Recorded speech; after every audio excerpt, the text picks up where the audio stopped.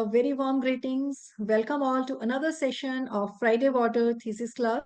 The Friday Water series is an extension of the flagship program Wednesday for Waters of the W4W Foundation. The idea of Friday Waters is to wet the Friday with fun-filled and yet fruitful activities for the future generations. Friday Water series has water talkies, book reading, thesis club, water arts, and me maestro. Some of them taking place once in a month, depending on the speaker's availability. For the focus of thesis club is on bringing students and scholars who have done or are researching some aspects of water matters to the session in order to discuss with them their identified problems, aims, objectives, methodology, research design, fieldwork findings, and learning. In the process, know about the making of the research and the contribution aims to make in science and society. The session is also meant to increase the outreach of the research and the researchers. My name is Ekta Gupta and I'm host and moderator for today's Thesis Club session.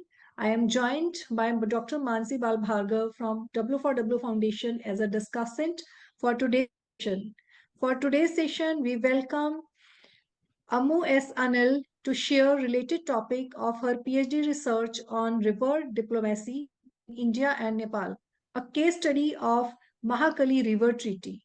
Welcome, Amu, and and now I invite Mansi to introduce the rules of the presentation since they both share an extra special bond about their research. Welcome, Mansi. Over to you. Thank you so much, Ekta, and thanks, Amu, for agreeing to do this conversation with us. And importantly, I must also say that LinkedIn is becoming a very good platform for scholars and professionals to connect with each other and related topics of water. So we are extremely fortunate to get young scholars like you who are coming forward on their own. So that's the best part. So that they can present their work and also have a discussion on this important topic which you are going to present today. Before I invite you for the presentation today, let me just take a quick look at your biography as a protocol of the session. As a research scholar, Amu S. Anil places herself as someone who intends to learn and be part of the academic and scholarly community. She is currently enrolled as a PhD candidate and research fellow at the MMAG Academy of International Studies at Jamia Millia Islamia, New Delhi. She's working on her doctoral research thesis titled Hydrodiplomacy in the Himalayas, a case study of India-Nepal relations, in the supervision of Professor Matthew Joseph C. She's currently acting as a research intern at NIICE Nepal, located in Kathmandu, and a research fellow at IMPRI, the Asia Foundation. She has a background, training, and interest in theorization, issues of international relations, feminist foreign policy, India-Nepal relations, South Asian studies, outdoor diplomacy, the constitution, sustainable development, environmental activism, climate education, and public policy. She is awarded with certificate of participating in the Water and Climate Academy Young Leadership Program on Nature-Based Solutions for Climate Resilience at Zaim University, Bhubaneswar, organized by Youth for India, and she's won the Best Paper Award with the IR Manthan 2024 held at Amity University, Uttar Pradesh. Welcome once again, Amu S. Anil. I have had a chance to look at your thesis presentation, what you are going to present today, which is just a part of your entire research project. It looks attractive. It also looks visually rich and quite filled with text, to be honest. So you will have around 20 to 25 minutes to make your presentation uninterrupted, and then we will have question and answers from my end as well as from all the participants who are here. So once again, thanks a lot to all the participants who are here at Zoom and on YouTube to help us reach more than 320 sessions as one of the longest water conversation in the world. So thank you once again, Amu, and over to you, and time starts now. Thank you, ma'am. First of all, I'm so grateful for inviting me to this thesis club, and thanks to Mansi, ma'am. As I said, I'm in my third year of my PhD, so it's part of my thesis. It's not fully my thesis, and here I will share my PPT.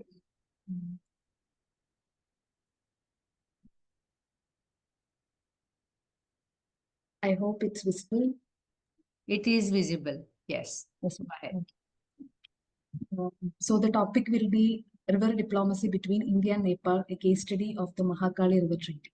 As ma'am talked about my thesis, it's on hydrodiplomacy, a general case study on India-Nepal relation. So I am taking Mahakali River Treaty, which is more crucial in the case of India-Nepal. Um,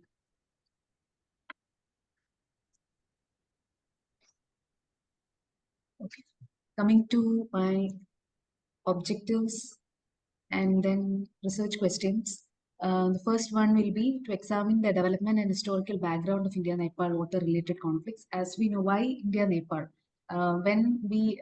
I just went through all the conversations in Water for Water Foundation. What I found is most conversations was around water and the science aspect. And I also saw one interview of Nidhi Jamwal ma'am with Mansi ma'am, environment journalist, and she was also dealing with India, Nepal, like Bihar floods. Her portrayal of that thing, because India, Nepal, it's always.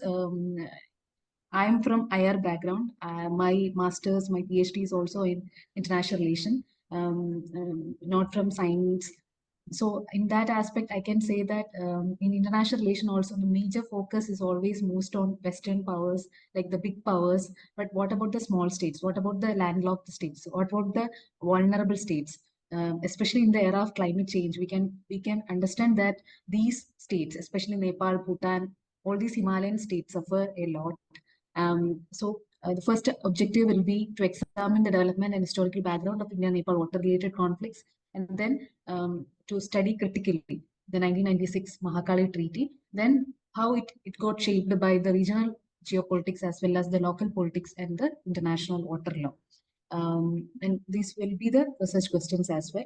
Then methodology, as I don't have much time, and in this very short time, what I have gone through is the literature review, mostly secondary data. And I am in the stage of fieldwork. I need to go for fieldwork to Nepal, but due to time constraints, now more focusing upon this books, articles, reports, and my portals. And the theoretical frameworks I am following is social constructivism and then hydropolitics. Most discussions on social constructivism, hydropolitics, there won't be much time. But what I can say is how social norms, discourses, identities, and perceptions, all these play a crucial role in decision making, in formulating treaties, in formulating frameworks. So that's how I use social constructivism, and then hydropolitics, where power asymmetry, that also plays a major role in the case of India and Nepal. Then data analysis, there is case study method and the discourse analysis. Then what is the statement of the problem? In addition to having similar borders and traditions, we know that India and Nepal have that people-to-people contact. We don't need passport, we don't need visa to visit because there are open borders. There is cross-border communication is happening. There is roti beti ka rishta. There are so many taglines given to India and Nepal. Here comes the theory of social constructivism, as Wendt said, Alexander Wendt. What he said is this is how social constructivism is how world make of it, how you think about it. So like that, we share a lot of things, but always the geopolitics considers with borders, the politics conflicts. But what about the river borders? The river that has no borders, and nature connects as well as water connects. That's what, because rivers traverse international borders, they become competitive, and this creates the hydropolitical dynamics between the riparian nation. But in the case of South Asia, we know that Nepal is the upper riparian and India is the lower riparian. Uh, and some scholars also say they are middle riparian, but still it's in the lower run. But in the case of power asymmetry, we know India has dominant force compared to Nepal.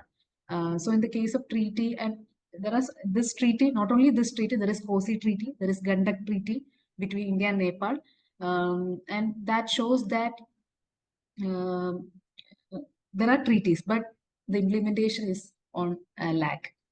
And for this reason, rivers have been frequently debated in political corridors. And two of the main riparian countries that share the powerful and intricate, there is Ganges River Basin. In the case of Mahakali, there are different names. Mahakali, Kali, Sharda, all these are different names of Mahakali. And I remember Nidhi ma'am said that about the emotional connect of rivers have with the people, the communities living around that borders. So rivers also have different names, different personality. And two of the main, right, that I already said, the Ganges River Basin is there. Then Subhash P. Rai, he also pointed out this 100-year-old river diplomacy that exists between India and Nepal, because now it's 2025 and this treaty is signed in 1996. And before that also in 1880s itself, you can find there are so many river water treaties, starting with Sharda agreement, and then Kosi, Gandak, and so many agreements came. But this Mahakali is the ocean. And you can see the map. In this, there is western, then far western, then western, mid-western, then eastern. There are total 7 provinces in Nepal, and and around 6,000 rivers are there. Karnali, then Mahakali, Gandaki, Bagmati. All these are rivers in Nepal. And in the case of Mahakali, it is bordering with Uttarakhand. In the case of India, Uttarakhand, and then Nepal. But in the case of Kosi, there is India-Bihar connection is also there. Then coming to the framework of hydropolitics, as I said, the power asymmetry is there. And this comes from the school of Seitun, Mirumachi, Allen, Casco, and there is in US, there is Oregon State University. They have a collection of data where they all, in case of Africa, in Europe, there are so many river conflicts. And they had this database where they created this hydrodiplomatic treaties. And the hydropolitics framework, you can see where there will be hydrohegemony between the riparians. It can be between the upper riparian, lower riparian, and lower riparian with the upper riparian in the case of water sharing. And these academics distinguish between the different types of power in the transboundary setting. And we know what is power. And power can also be defined in different ways. There is military power, there is economic power, there is ideational power, there is geographic power. And here, in the case of river, geography plays a crucial role. You cannot change your geography. You can even though and in geopolitics people say that you cannot change your neighbors, and that's why you cannot change your geography as well. And coming to the thing of Mahakali Treaty, and it's a long treaty. And then if you go to the provisions and articles, there are total 12 articles are there. The initial formal discussions, interactions between Nepal and India, it started since the colonial times in 1920, and the Sharda Treaty and the construction of Banpasa barrage. Total, there are 4 things in that.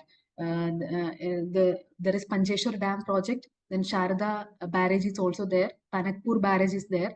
There are discussions about different barrages is also there. Then Nepal allocated around 4,000 acres of its land for construction, according to Salman and Upredi.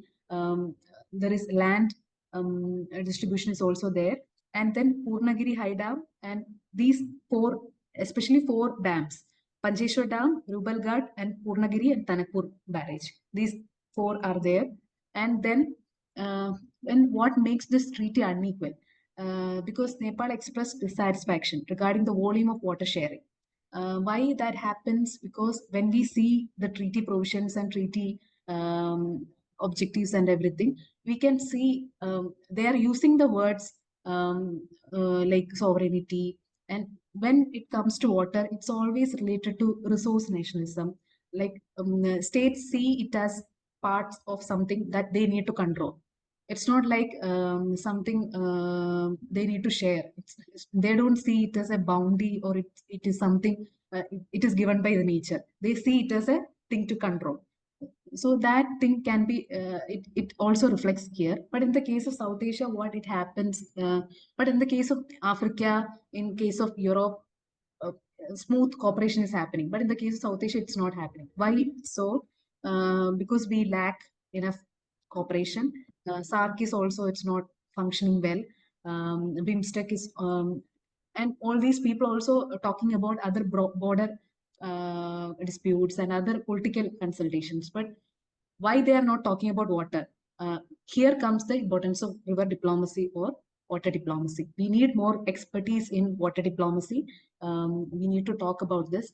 That's why in IDSA task force report also, they said that the treaty remained in effect until the Mahakali Treaty of 1996, which include a complex array of revising several key treaties from the past. Because the thing is, there is poor design, inefficient implementation, and inadequate maintenance. And that's the thing.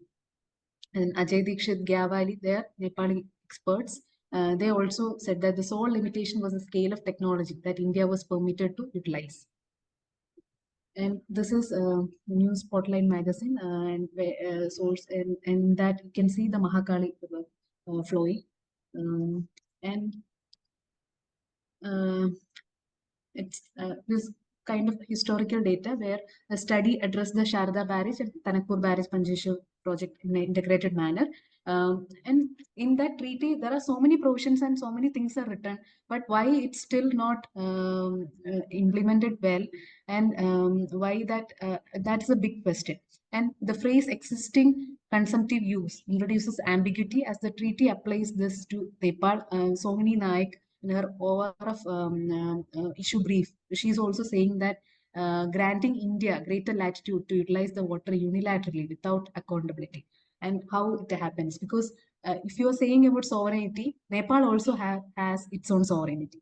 And the main complaint is always from Nepal to India is they are interfering in their political matters. Here comes the crucial question, how the domestic politics play a crucial role in river diplomacy between India and Nepal. And we can also see the political history where the Willy Commission and the latest border dispute between India and Nepal was the Kalapani. And this Kalapani is the origin of Mahakali. And people, when the border dispute was happening, people were saying that this can also be one factor where, and recently Nepal also had shown different map where India also had several objections to that. So here comes the problem where designing this hydroelectric projects, and why always they go for big projects and why they can't go for small projects, and why they are not taking account of the communities involved there, and why always they give this top level, top to bottom approach to while dealing with hydro diplomacy or river diplomacy. That is one another question. And the Nepal blockade. That also, according to Sohini Naik, she says that the blockade happened, and because we know that it is a landlocked state, and it is so much closer to India without Indian access or access to ports for navigation. And why recently there is so much influence of China, and whenever China comes into play or that China card comes, it's another blame game for India and Nepal. That's also there. But India also playing like blockade also happened, and that time Prime Minister Gandhi reinstated that this treaty of peace and friendship treaty was there between India and Nepal of 1950, and leading to a meeting between the foreign ministers of two nations in 1990. Then what is the role of domestic politics and geopolitics? The anti-panchayat movements led by Nepali Congress and Left Front at that time, and during this period, Nepal's royal regime is also there. But there is huge scope. If we work out this water diplomacy well, then there is huge scope for India-Nepal cooperation also enhances. In this way, you can, if you're blaming China for this, that is another question. But this is how we need to cooperate more in this front, where water can, that's how water can be a weapon as well as it can be a method for cooperation as well. And this in 1995, the UML, Unified Marxist-Leninist Government of Nepal, they also proposed a package that aimed at increasing the supply of electricity and water for Nepal through the construction of dam at Panjeshwar, located at the Mahakali River. In what makes this Mahakali Treaty different is it is multi-purpose. There is electricity, there is irrigation, there is flood control. All these three are addressed in this treaty. That's why these four barrages, where Tanakpur is there, Then Sharda is there, and then Panjeshwar Dam is also there. Panjeshwar is the multi-purpose project, and that becomes later. And this 2015 blockade, that was frequently, it is considered as a humanitarian disaster, where people, it also resulted in deaths of several thousand individuals. And recently Nepal floods also happened. That we, if we analyze the COSI treaty, that would be more beneficial, because uh, um, in Bihar also floods happened, in Nepal also floods happened. But if we had that kind of communication, if we had that early warning systems well in place, then it could have been better reduced, that the impact can be better reduced. So such kind of things also can be done. Even in the cities of Raxol, Burgunj, the exacerbating situation by this 2015 blockade, fuel, pharmaceuticals, and other essential supplies from India, that also got stalled. And another thing was the earthquake, and that was enormous. And recently also tremors are happening anytime, and this tremors also reflects in Delhi when we are sitting in Delhi. And it last thing was, it was in Tibet, and Nepal also had the tremors. And what this 1918 and blockade with India, and then the 2015 earthquake, and all these completely, that disaster prone mindset also came to Nepalese mindset. And take Narayan Bhattarai in 2015. What he says is India exerted pressure on Nepal to dismantle the panchayat system. So that's also happening. India wanted some government in Nepal who supports India, that pro India, pro China, that Nepal should not incline much to China. And so such cards also playing over there. Then coming to Panjeshwar multi-dam, multi-purpose project, it was signed in February 1996. And as I said, there are 12 articles. We can't go to the 12 articles, but Article 1, Article 2, and Article 3 are more significant. Article 1 deals with Sharda barrage, and Article 2 deals with Tanakpur barrage. And you can find these things in the website as well of Ministry of Jal Shakti of India, where still the same document is there. There is no updates, where I have taken it from there. The Panjeshwar the same line, that Panjeshwar multi-purpose project is a bi-national initiative designed primarily for energy generation and the enhancement of irrigation in India and Nepal, as stated by the Ministry of Jal Shakti. And in 2009, under Article 10 of the Mahakali Treaty, the Government of India and Government of Nepal, there are terms of reference. That's also there, which they have created. And the power plant at the main dam will function as a peaking station. And these all are technical things, where the Panjeshwar main dam is proposed on the Mahakali River. And as I said, it's also known as Sharda River. And then the dam site 2.5 kilometer downstream from the confluence of Sarju and Mahakali River. And the project will consist of a rock-filled dam featuring a central clay core and measuring 311 meters in height from the foundation level. Then, as I said, there is electricity generation, irrigation, then flood control. All these things are there. And year-round irrigation in agricultural land in Kanchanpur district, Nepal, is feasible due to increased water flows during non-monsoon months. And the annual irrigation benefits are estimated at approximately 0.43 million hectares, with Nepal accounting for 0.17 million hectares and India for the remaining 0.26 million hectares. And there is distinctions, dry season and wet season. And in Article 1 about the Sharda barrage, it is clearly said that in paragraph 1, Nepal shall have the right to supply supply of 28 to 35 cubic of water in wet season and 4.25 cubic in dry season. So there is clarification, like how much water to be shared dry season, wet season. And paragraph 2, they says that India shall remain 10 cubic of water in downstream of Sharda barrage to preserve the ecosystem. So that's also there. And that's also said in the case of Tanakpur barrage. And in Article 3 about Panjeshwar also, it is a joint entity between India and Nepal, and the cost of both these, they need to share according to the benefits. And here comes the role of international water law. As we know, this water law, the UN clause, non-navigational, and none of the South Asian countries have signed, ratified it, and they are abstaining from it. Especially Bhutan, and they also abstain from Nepal. But that's the thing. Nepal is upper riparian, and still it has no why it has no voice. But that comes the Anglo-social constructivism. They have the voice and their concern. That's why this treaty is still um, um, not able to conceive properly, where as states increasingly rely on large dams along shared rivers to mitigate the effects of climate change. International water law has the potential to facilitate the reasonable and equitable water resources. Harsh Vasni, he pointed out the role of international water law in this, and where it's successfully done by various African countries. You can see in Senegal, in Egypt, Grand Renaissance Dam, and everywhere. That's also going well. And then there are issues, but still they are able to cooperate. They have meetings and among the communities as well. But in the case of South Asia, nothing is happening. And it can also engage with complex issues of benefit sharing among states and address power dynamics within river basins. And it may aid the less powerful riparian states in countering hydrohegemony.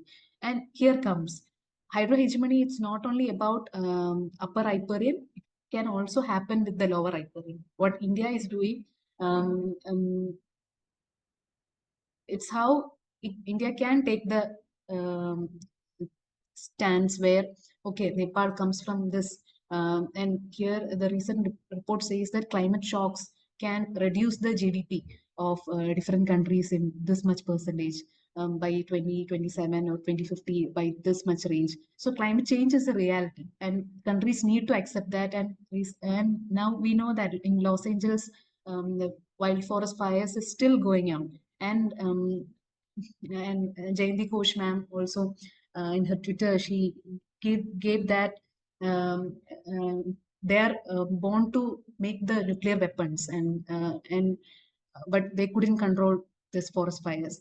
That's how we need to rethink, and we need to rewind what we have gone through. And this would promote more cooperative future in the governance of transboundary water resources, and policy makers in India recognize that projects such as Panjeshwar and Saptagoshi, that dam, that is also there, and they see it as strategic. Like as I said, this resource nationalism, this resource, and it belong to their sovereignty. It should be controlled. And Nepal is saying that, okay, we can give like External Minister Jaishankar was also saying that uh, like Nepal is our buffer state, and we gave them petrol, we gave them this. It's not like we are giving. It's like um, what is equitable, what is in that IR setup, in this international system setup, we have some responsibilities. It's not only right, it's about equitable responsibility due to their potential for transformational impacts as noted by the former ambassador to Nepal.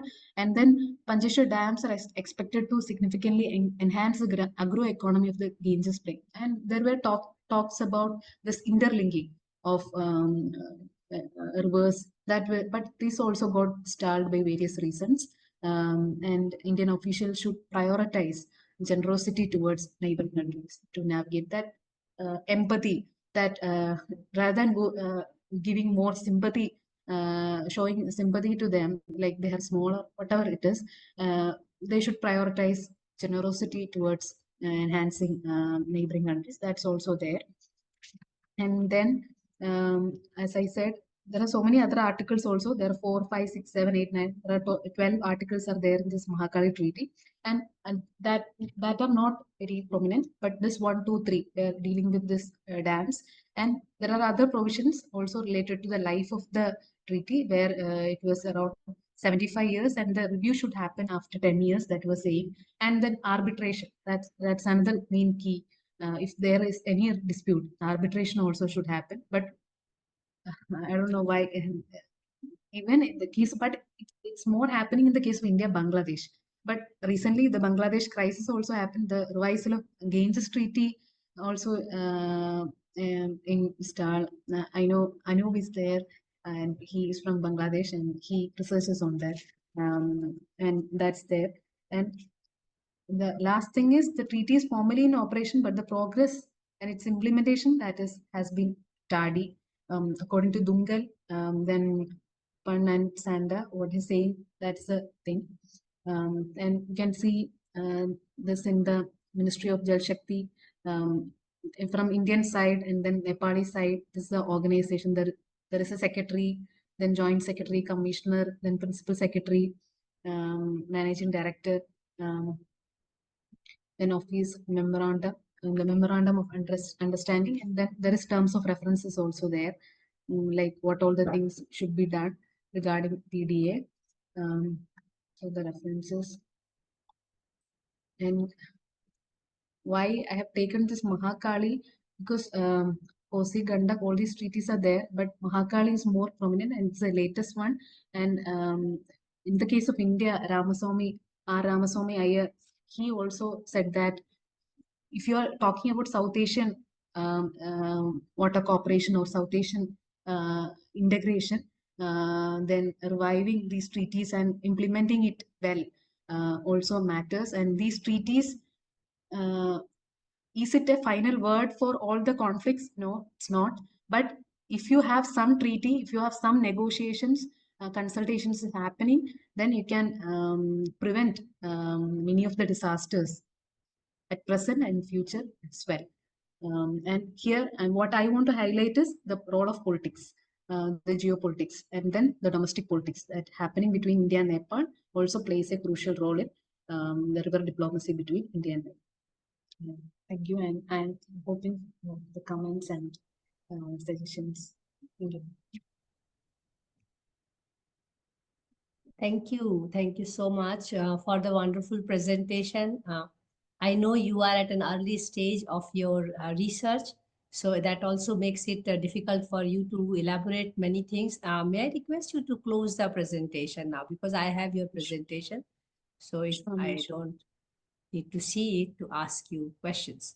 Okay, so yes, wonderfully presented as a beginner, I must say. But before I ask you question, I would also like to know a little bit more about your immediate line of action, so that I don't ask you questions which you are already planning right away. Ekta, over to you.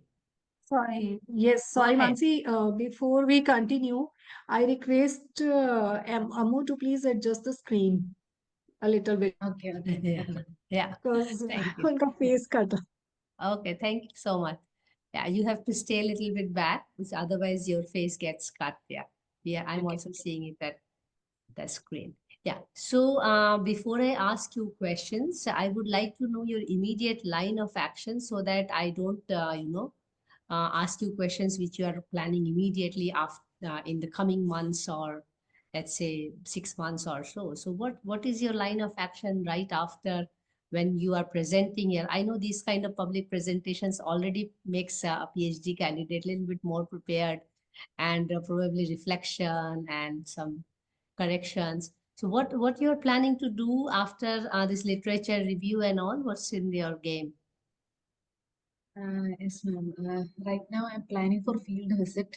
Like by April, I have a conference by April also in Kathmandu University, and by that, I can go and visit other universities like Tribhuvan and other these university, and also to visit these hydro power dams like especially Mahakali, then Kosi, Gandak, and then the Saptakoshi and all, and also to interact with these communities across our borders. Like in case of India and Nepal, there is Bihar, where this recent Kosi floods happened, and I also want to that western Champaran, all those region, and that's also I'm planning.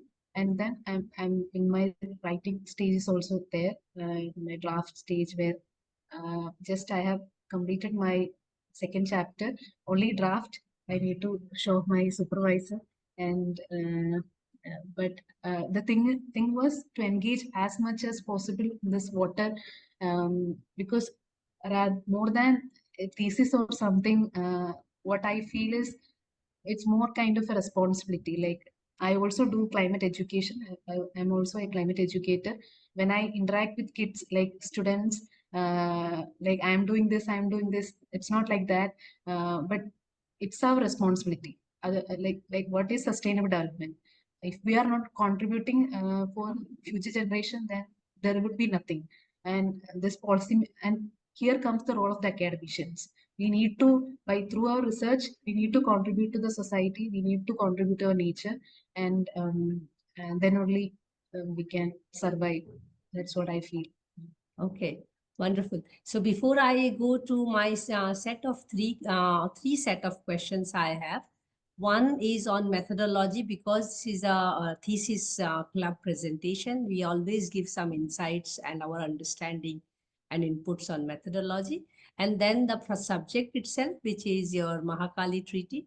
And this is where I will also request Anup to share experience of the TISTA, and also I will share my experience of working on Indus Water Treaty.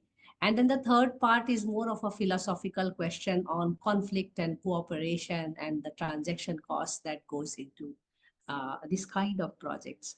So first thing first, first part of it, I did look at your methodology and I now heard that you are going to do your field work, and you do mention you are going to do comprehensive literature review, and you have two frameworks, the social constructivism, which you presented from the Nepal side. So it will be good to have the India side story as well in the social constructivism. And the hydro diplomacy literature it itself is a huge literature. Huh?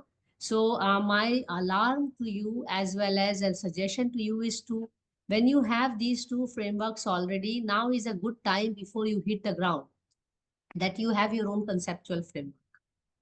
That in the large arena of this whole subject, which is complex, you know already more than thousands of rivers are linked to not only this one treaty, but we have these smaller things going on in both sides. So it will be good to look at the larger problem, but within the larger problem, what is the research problem that Amu wants to address?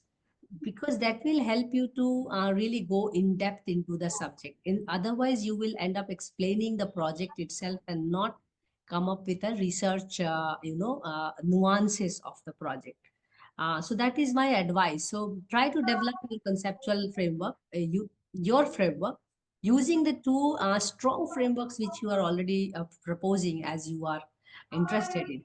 Then you have case study method. So I would like to know, have you already identified the case studies that you are going to study?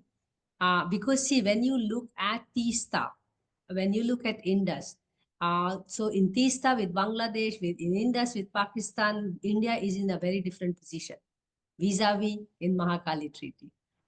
So see this upper riparian and lower riparian, and unfortunately, we can say that we are, as you rightly pointed out in your work, that we are not having that good in transboundary river relationships or hydro diplomacy.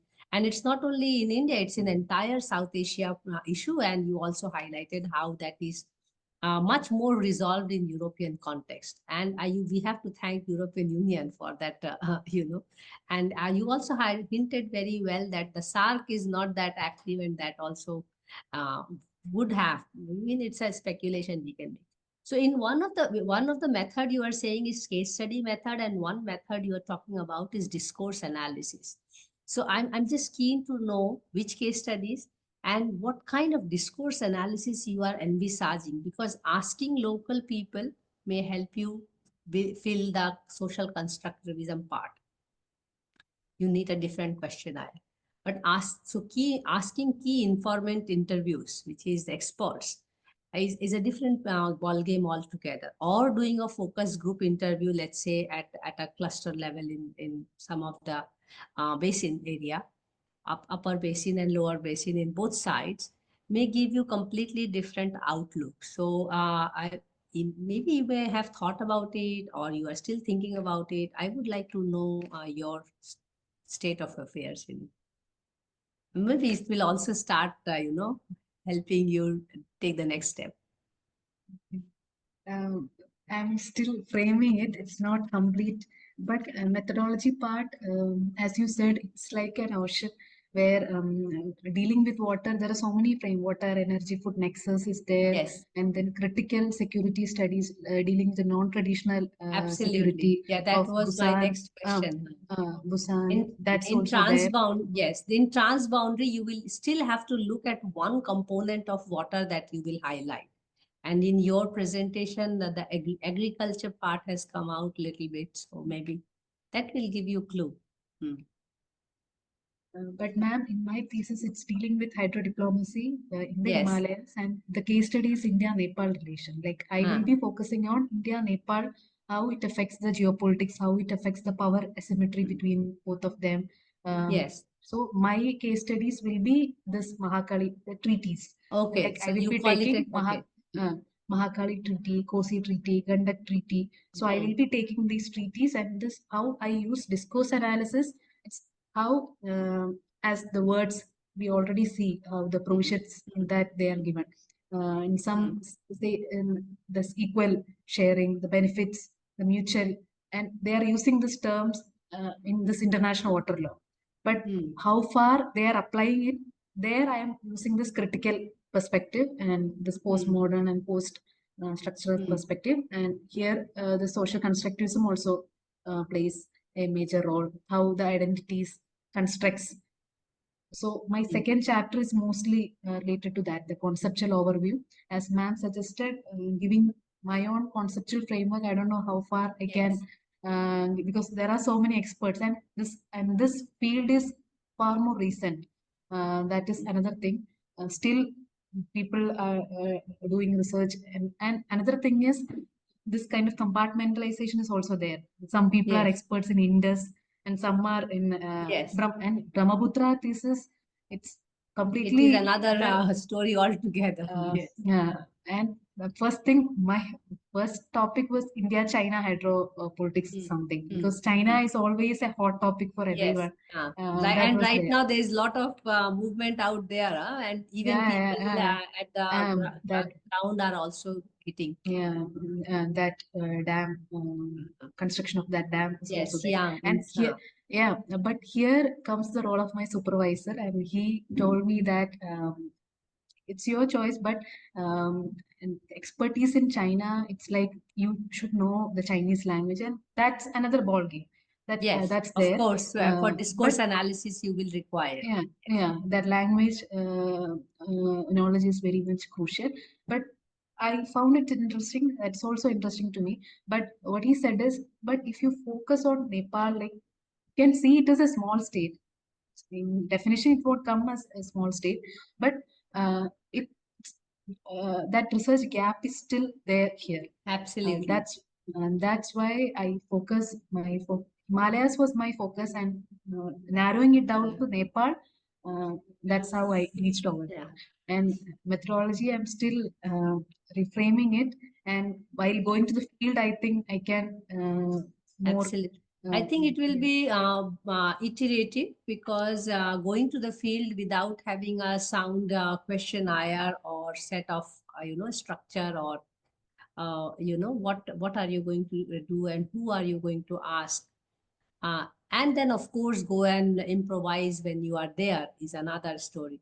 So your case study I understood, and in that sense, but do you still feel the need in your research that if you focus on one part of the ecosystem service of the treaty, it will help you to focus more? Because I understand your thesis is an international relations. So maybe you can just focus on the diplomacy, the governance of the flow of the water itself, and not anything else. And maybe related to it, if it is energy, or related to it, it is agriculture. Why I am saying this is because otherwise there are too many things around a treaty, And I think a follow-up question from me, more on the treaty side, was do you think it is wise for these international or transboundary management that Ministry of Jal Shakti is, do you think it is equipped, or it should be the Ministry of Foreign Affairs? I mean, I'm just curious to ask you. Yeah, that was a wonderful question. Yeah, I also felt that, ma'am. Recently, they conducted a water conclave, and in Uh, that also mostly engineers and this thing, Bhattacharya and so many mm, scholars, they are mm, saying, and this kind of interdisciplinary, that cross pollination should happen between the mm, engineers. Dam is not only property of engineers, and yes, after dam, that relocation, that displacement, everything happens, and it affects the communities that living around, and the organism, creatures, everything is getting affected. And when you're conducting a water conclave, mm, it's end result, and in every conclave, what they're saying is that kind of and when it comes to diplomacy also, it's not only about track one. There are different tracks, track two, track three, more mm, grassroots level, multi-stakeholder engagement, everything should be there. Then mm, only we can conclude a good treaty. As you mentioned, um, I can also focus on one aspect, and that can narrow down, and that thing I'm considering that, where as this Panjeshwar Dam project is also dealing with electricity generation, then flood control, and then irrigation. yes, Thing is, I'm not going much into irrigation, agriculture, that aspect, but more in one of my research question is hydro. What is hydro potential between yes, India and Nepal? yes, Because in terms of potential, Nepal has huge potential, but mm, we are benefiting from it. That is another question, yes, and that is another lacuna of this treaty also. The amount they want to share with India, and then they use as well, and then cost sharing.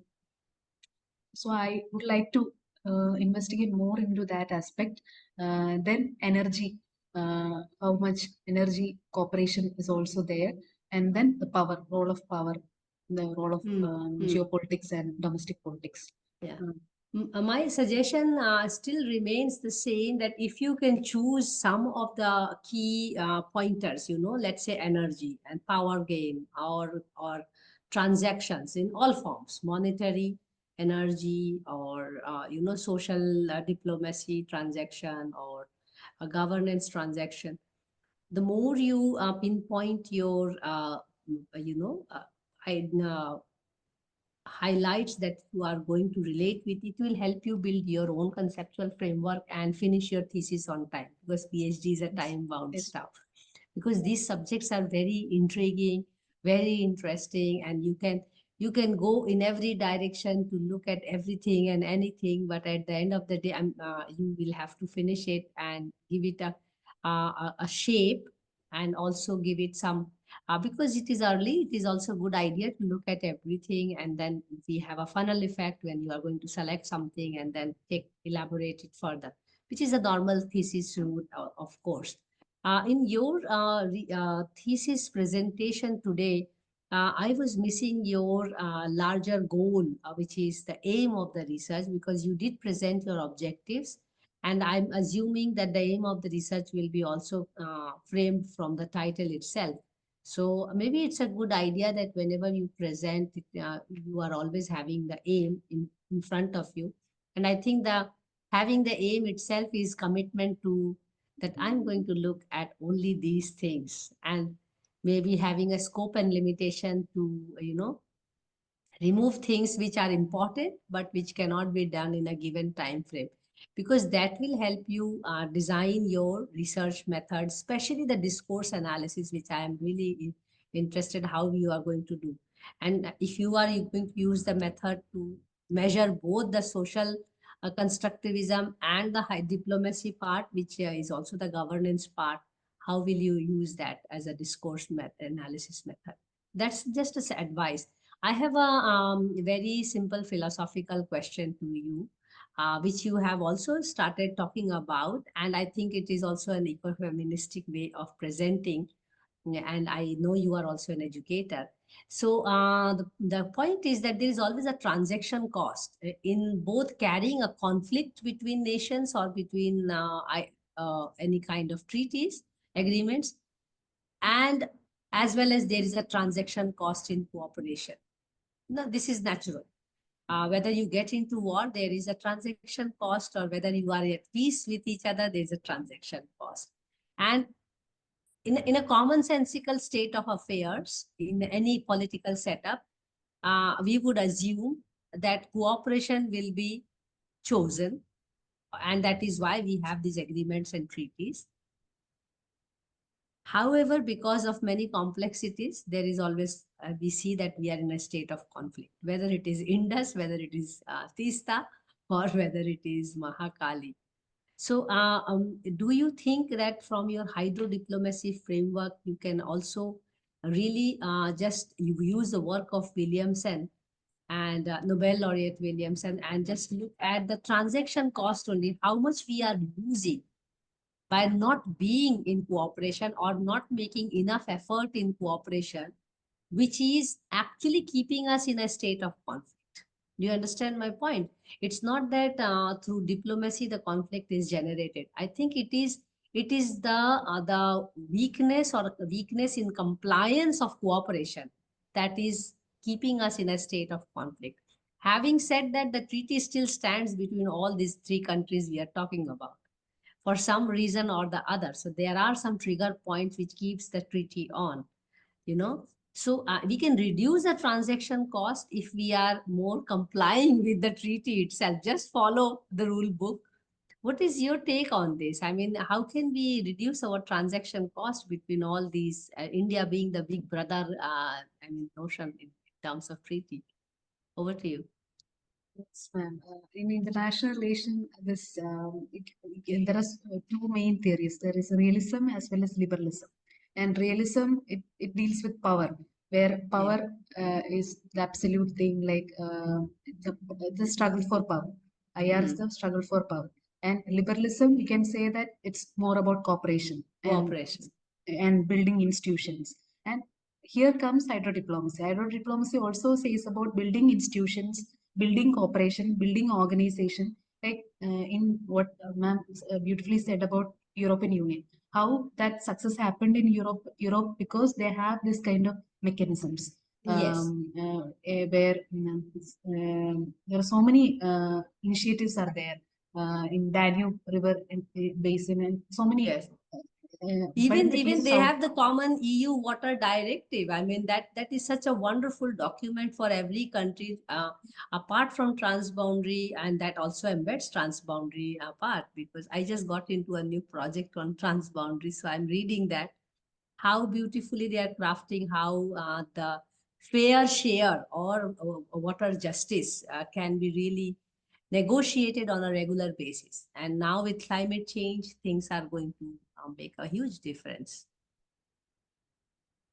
that's there. But in the case of South Asia, why this is not happening? And everywhere, everyone says that politics, and we have this colonial history, and but the and South Asia, you can also say that it is a riverine neighborhood, and it's mostly built by the rivers. And as ma'am said, different basins have different stories, different context, and different histories, and this linkages will be different, but the main construct is it's the river, and it's a bio thing, and we take that thing into consideration, and we have the stakeholders together. Then that can be a dialogue table, and here comes some sort of cooperation can happen, and this is what the experts also says that without talks, how can you say there will be Absolutely. light, and there is always light at the end of the tunnel. and, Yes. but conflict will arise, and that is there are some theses are saying there will be third world war on water, but when we see the historical thing, Aaron Buruf also said that there is no such full-fledged war on water alone happened. There is no such thing. Water can be one factor. What can add to that can be a fuel, but It can cannot aggravate. be Like aggravate. currently also water is not at the forefront of the No, no, power no. game, but it is there. Power game. It Yes, is part of the absolutely. game, Yeah, like what yeah. we see in Israel and That's right. As well Palestine. in Water has a Palestine. serious role to play there. Mm. So Maybe we can ask Anup if you want to add something here, because I have a very interesting question as my last question to Amu. Anup, would you like to add something here? And if you are Mm, interested to present your work on Tista, you are very much welcome. And maybe Amu can share our I, details, or you yeah, can share your details at the chat box. Go yeah. ahead. So can you hear me? We hear you. Yeah. So I am Anup Kumar Shah from Bangladesh. So I am doing my PhD at International Relations Department at ACU, South Asian University, New Delhi. So I actually got to know Amu through social media, through Water Network. So I just curious to listen from Amu that I'm here. So I just managed 1 hour time for for this session. So yeah, I mean, I just wanted to give some brief comments or whatever I have in mind. So like Amo, I mean, whatever you have presented is very nice for me. But the thing is, like, I mean, I agree to it. All the panelists and the commentators that the methodology and the method becomes very very important, because like you mentioned like case study method or the discourse analysis, but you have to be very clear that which discourse analysis are you talking about? It is Foucauldian discourse analysis or the critical discourse analysis, because Foucauldian discourse analysis is very far different from the critical discourse analysis. So this is the first.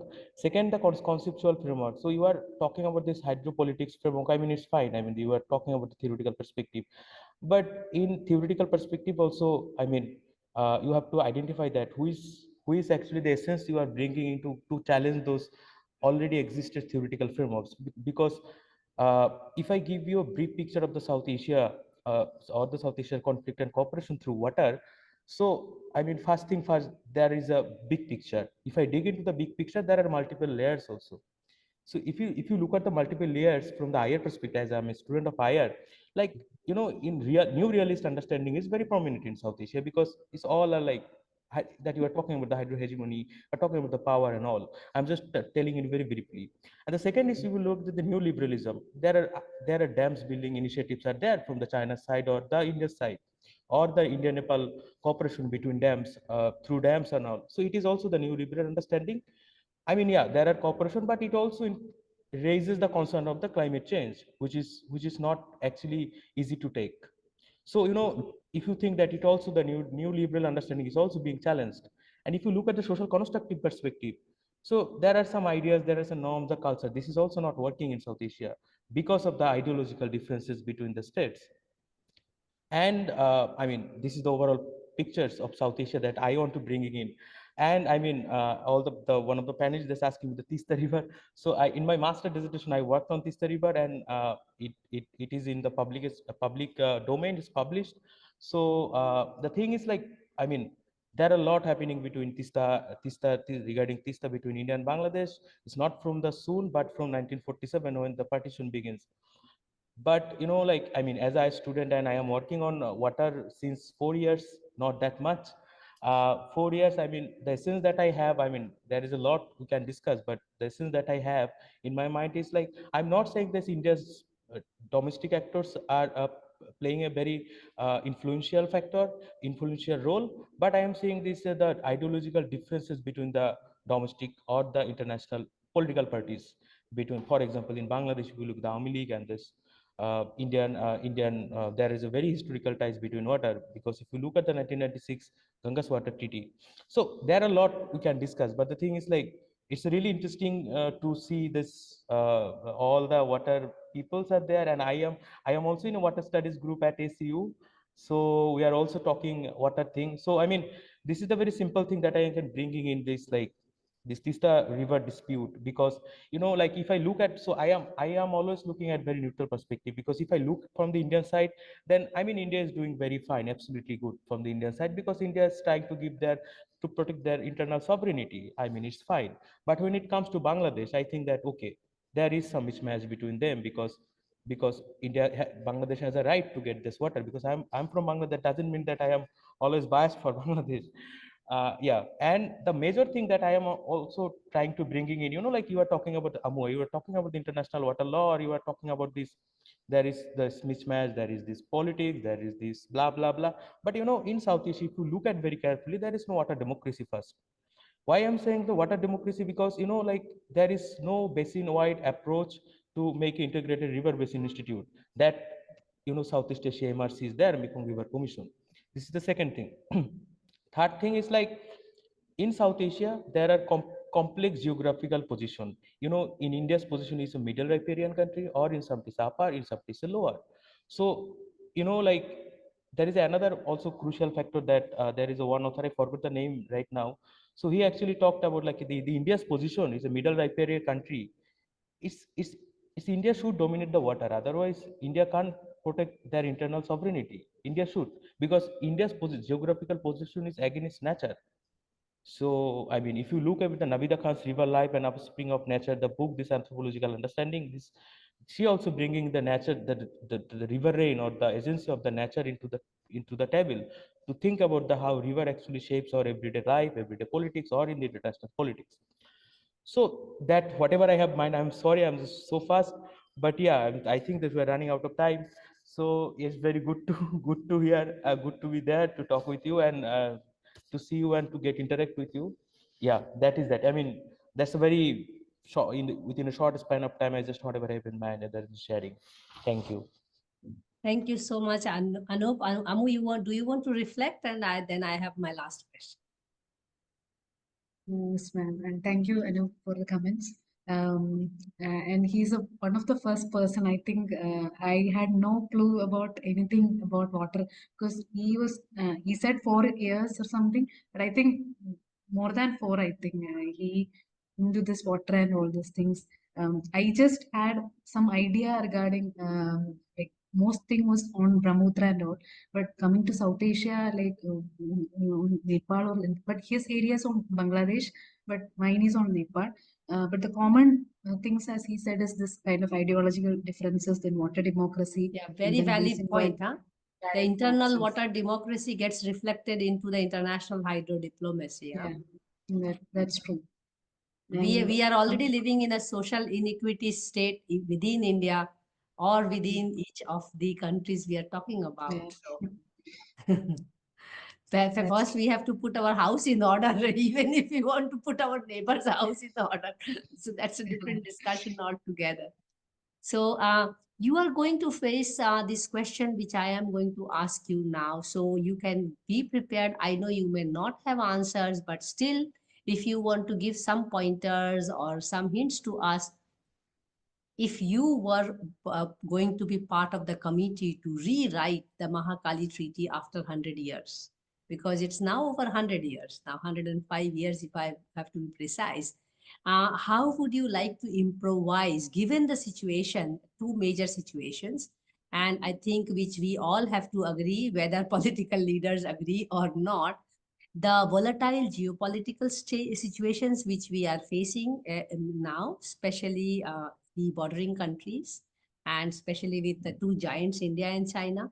So that volatile change as well as the climate change.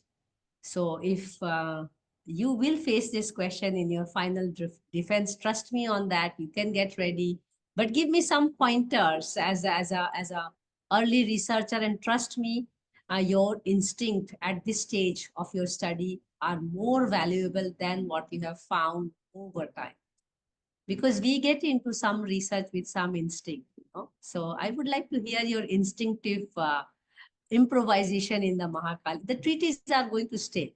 I have no doubts on that. When I was studying in depth the Indus Treaty, I knew that it is going to stay forever. It is considered as one of the world's most revered treaty in terms of cooperation, but we know the kind of conflicts we face every time, every now and then. So what's your take on Mahakali Treaty? You writing it after 2 years, or maybe you take 5 years to rewrite it after your PhD? Thank you, ma'am, for the question. But I think it can be well answered only after Of I course. submit my thesis or something, or I publish late in the later stage. But I already mentioned what in my session also some points, and now Anup also said some comments about how South Asian cooperation can done, and ma'am also studied about Indus Water Treaty. As coming to Mahakali Treaty, what I feel is in that last slide also I said that generosity and towards neighborhood. That also should be reflected, and always focusing on this resource nationalism and then sovereignty aspect, control, and we should think beyond that, like beyond borders, and this reverse connects not only borders, the communities, this kind of multi-stakeholder approach. And I think that should be the key. Like the communities have more knowledge about river cooperation. Like recently I also heard that they have this early warning system or something, some mobile application or this thing only get, I go to the field from them. Yes. And I can get more insights over that. Like such kind of things are going on between the borders. So we need to collect, we need to collate, and we need to so in that treaty, if I work there or whoever will be there, my next there will be follow up researchers will be there, and they need to highlight that like this, rather than this top down approach, we need to go to this bottom up approach. And when without the states negotiation, nothing will happen. And this here comes the role of water diplomacy, more expertise on water diplomacy, and as Anup said about this water democracy, then basin wide approach. Different basins have different approaches should be there, and updates will come, and the role of climate change, that also we need to keep in mind.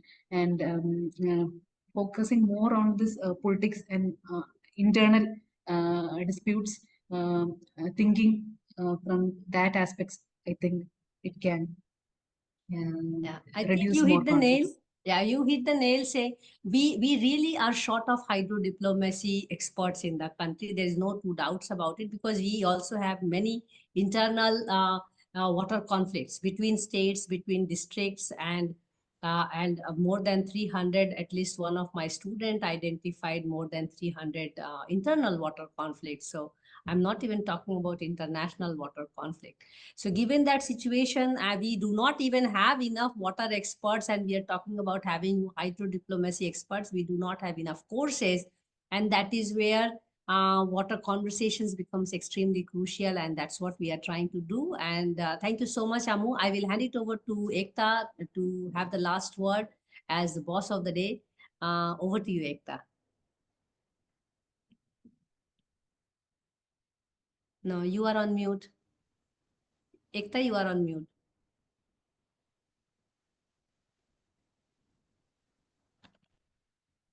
Thank you, Mansi. Thank you, Amu and Anu, for the insights and the wonderful presentation by Amu. So this is my first time when I'm, listening about some treaty and water treaty. We know the internal conflicts, and we know about this, that we have these water treaties among states as well as among the countries. But this is my first interaction officially. So thanks to all of you. So my take on this is that, as we all discussed, the word that Anoop mentioned, that water democracy. So it's absolutely right. Without democracy in any field, there cannot be any solution. So we are lacking the water democracy too. So as Amu mentioned, the whole process, the how these treaties are made from the time to time, and how these has to be redefined. So redefinition is definitely important. And as we all are saying many times, that if there will be the next world war, that will be on the water. So I think if these treaties are designed, redefined time to time as per people's requirements, and for, as Mansi always says, that the appropriate water management, then maybe that war can be delayed or postponed, or it may never happen. So, thank you so much, Amu, for enlightening us about these concepts. And thank you, Anup, for your insights, as you are working on it since last 4 years.